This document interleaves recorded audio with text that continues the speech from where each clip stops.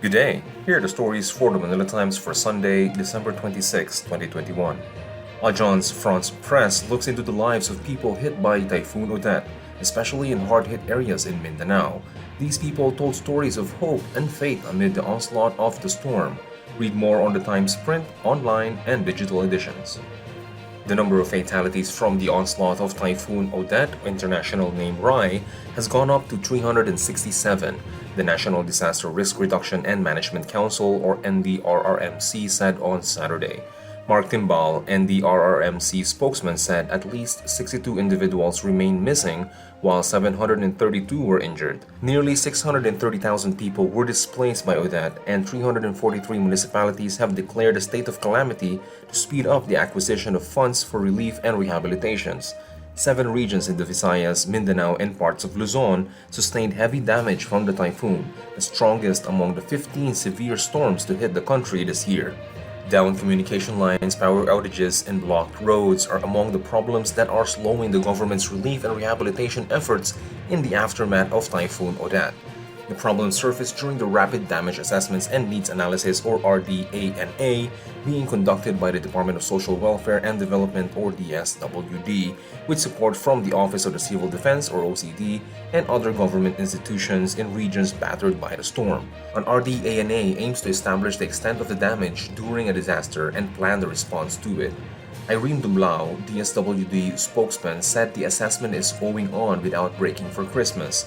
Dumlao said the DSWD is working closely with local government units or LGUs and other partner agencies such as the Philippine Coast Guard, Philippine National Police, and the Philippine Navy in monitoring the situation on the ground to better plan the delivery of relief goods to disaster areas. More than 70,000 families or 285,000 people are sheltering in more than 1,200 evacuation centers as of Saturday morning, Dumlao added.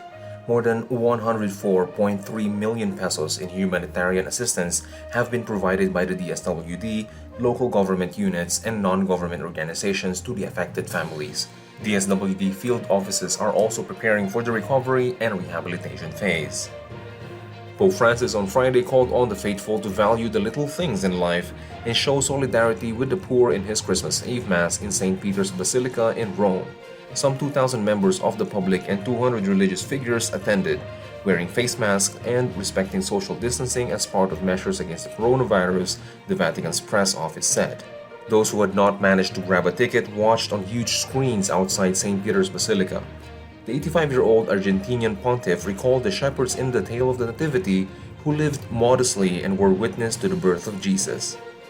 In his homily on Christmas Eve, Manila Archbishop Jose Advincula said that there are 3 spiritual virtues that can be learned from what the shepherds did during the Lord's birth: keeping watch, crossing over, and going in haste. Like the shepherd, Advincula said, the people should always be discerning and watchful of what is going on around them because oftentimes people become forgetful and get swayed and carried away by changing news. The Philippine National Police or PNP has placed all its regional offices and national operating units on alert against possible hostilities on the eve of the 53rd founding anniversary of the Communist Party of the Philippines or CPP. In a statement on Saturday, PNP Chief General Leonardo Carlos said the CPP and its armed wing, the New People's Army, are known to stage armed offensive actions to drumbeat commemoration of significant dates in the underground communist organization.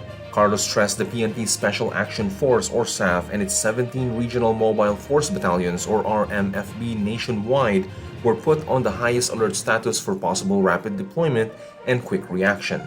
PNP units engaged in relief operations in the aftermath of Super Typhoon Odette were also reminded not to keep their guard down following reported attacks against policemen assisting in preemptive evacuation of residents in Samar and Surigao del Sur before the typhoon struck.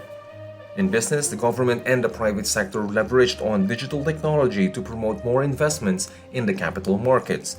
In a statement, Finance Secretary and Co-Chairman of Capital Market Development Council or CMDC, Carlos Dominguez III, said the council have been promoting both the public and private sectors to ensure easier and safer investment for Filipinos, especially in the bond market. In its report to the CMDC, the Bureau of Treasury or BTR Deputy Treasurer Erwin Santa Ana said it released a mobile app to allow access to information on government securities offered by BTR and understand its funding and debt management functions. The app also has discussions on risks of investing in government securities and links to front-end ordering platforms for retail treasury bonds or RTPs. In sports, Filipino Olympian pole vaulter EJ Obiena laid down the conditions for him to participate in the mediation process with the Philippine Athletics Track and Field Association or PATAFA as facilitated by Philippine Sports Commission or PSC Chairman William Ramirez. On Thursday night, Philippine time, the Italy-based Obiena said he will sit down in the mediation process once the Philippine Olympic Committee's investigation on his complaint against PATAFA is finished and the liquidations of his payment to his coach Vitaly Petrov are made public. That is if by that time the PSC still wants to push through with the mediation process which was asked of Obiena and PATAFA since November 24 in order to have the two parties reconcile with each other. Marlon Ronquillo is our front page columnist for today. He explains the historical significance of the Abad Santos family in Pampanga. Today's editorial calls on Filipino filmmakers to embrace competition.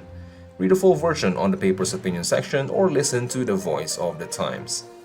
For more news and information, get a copy of the Manila Times on print, subscribe to its digital edition, or log on to www.manilatimes.net. Follow us on Twitter, Facebook, or Instagram and keep up with the Times. For the Manila Times, this is Paolo Dimaki.